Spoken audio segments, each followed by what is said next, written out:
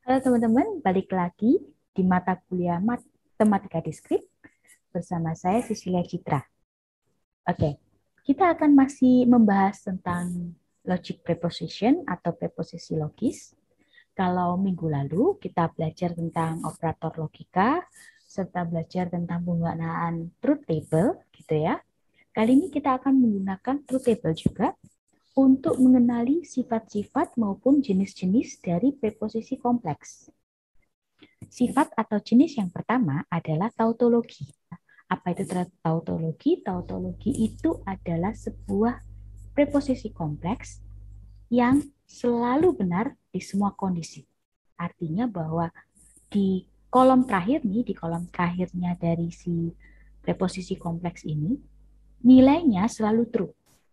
Contohnya adalah paling gampang, sebuah tautologi itu adalah P or not P. Itu akan selalu benar.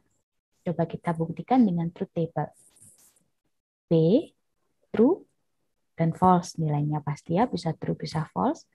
Jika P-nya true, maka not P-nya adalah false. Jika P-nya false, maka not P-nya adalah true. Nah, P or not P, true or false, true, false or true, true. Maka lihat nilainya semuanya adalah true. Sehingga P or not P itu adalah sebuah tautologi. Sifat kedua adalah contradiction. Contradiction ini adalah kebalikan dari tautologi. Contradiction ini adalah sebuah preposisi kompleks yang nilainya selalu salah di semua kondisi. Contohnya paling simpel adalah P and not P. Sama seperti tadi kita buktikan dengan truth table. P adalah true dan false, sementara not P ketika P-nya true maka not P adalah false. Ketika P-nya false maka not P-nya adalah true. Sehingga P not P, true and false, false, false and true, false. Dengan ini telah terbukti bahwa P and not P adalah sebuah contradiction. Nah, kemudian ada sifat dari sebuah preposisi. Dua buah preposisi dikatakan ekivalen atau setara jika ternyata nilainya, nilai truth-nya atau nilai kebenarannya itu selalu sama di semua kondisi. Jadi bukan berarti harus true semua atau false semua, tapi nilainya untuk setiap kondisinya akan sama. Seperti itu ya. Mungkin di baris satu true, yang ini juga baris satu true. Yang ini baris satu false, yang ini juga baris satu false. Seperti itu. Kita ambil contoh. P itu ekivalen dengan not P. Jelas lah ya kalau kita ini. Tapi akan coba kita buktikan dengan true table. Gitu ya. Kalau ini simple banget sebenarnya. Tapi kita coba buktikan dengan true table. P nilainya adalah true false. Oke. Not P jadinya adalah false true. Not P jadi false jadi true. True jadi false. Sehingga kalau kita bandingkan P true false, not P juga true false. Nah, sehingga dikatakan bahwa P itu ekivalen dengan not P. Seperti itu cara pembuktiannya apakah dua buah preposisi itu setara atau tidak. Oke. Nah, ada beberapa preposisi ekivalen yang istilahnya sudah dibuktikan gitu ya. Silakan dilihat gitu. Kalau Anda membuktikan boleh, tapi ini sudah terbukti bahwa memang mereka ekivalen. Nah, hal yang menarik berikutnya adalah sebuah proses yang dinamakan inference. Apa itu inference? Inference itu adalah sebuah proses menarik kesimpulan dari beberapa preposisi. Nah, outputnya apa? Outputnya adalah untuk kita bisa mengetahui sebuah argumen itu valid atau tidak valid. Argumen itu adalah sebuah preposisi atau beberapa preposisi yang terdiri dari hipotesa-hipotesa dan sebuah simpulan atau konklusi. Baik hipotesa maupun konklusi itu adalah preposisi. Dan pastinya preposisi kompleks biasanya ya. Dapat dituliskan seperti ini. P1, P2, sampai Pn. Lalu digariskan titik 3 Q. Di mana P1 sampai Pn ini adalah hipotesa. Sementara Q ini adalah konklusi. Sebuah argumen dikatakan valid jika konklusinya nilainya semua true.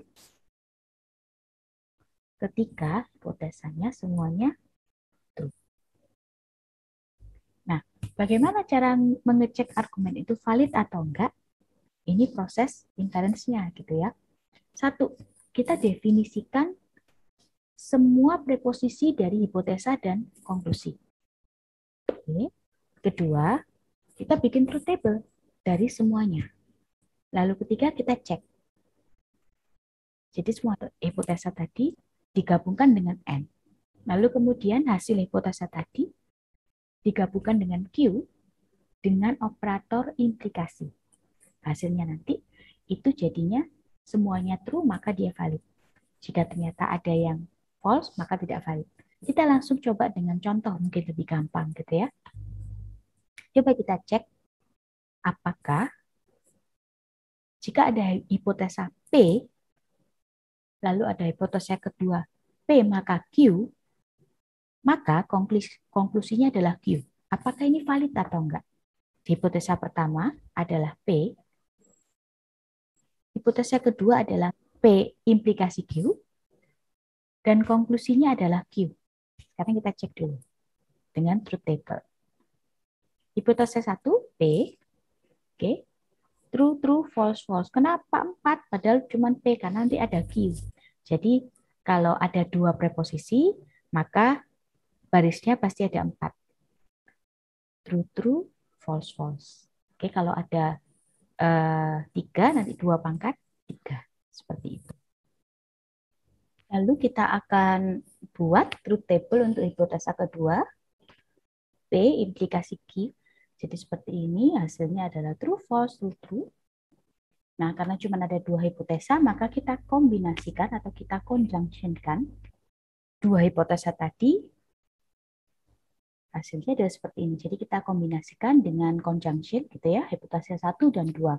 Nanti jika ada 5 hipotesa, maka harus kita kombinasikan N 5-5-nya. P dan P implikasi Q. Hasilnya seperti apa?